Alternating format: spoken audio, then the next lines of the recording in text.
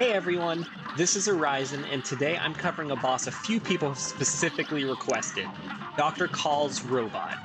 This guy is aggressively difficult and probably has the most difficult phase 1 of any boss in Cuphead. There's a lot to take in with this boss, so get ready.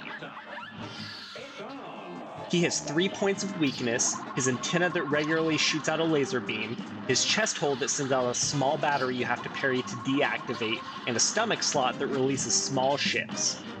My first tip for this phase is get familiar with how your secondary fire works. The bomb does significant damage and can often damage both the chest and stomach openings at once. The ships from his stomach follow a predictable path and can also be killed with the bombs if his laser isn't already blocking your shots.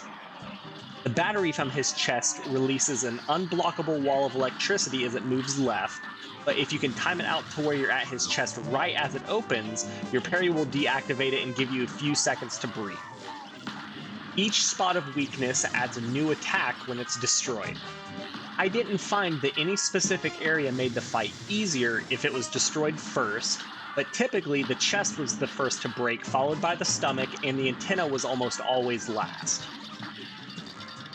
Phase 2 is the easiest part of the fight. His head flies back and forth across the screen, and you have to sneak in shots as you can. The homing missiles from Phase 1 continue to spawn, but try not to focus too much on these as they can just destroy themselves if they run into each other. Just make sure to stay out of that blast radius. Phase 3 is a mad dash to the finish. Dr. Kahl returns and begins firing bullets in every direction from two different crystals. Electric walls force you up and down as well while you're trying to avoid the barrage of bullets.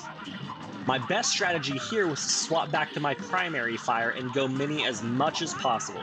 This does reduce your firing range, but you should be focusing more on avoiding fire than rushing to deal damage.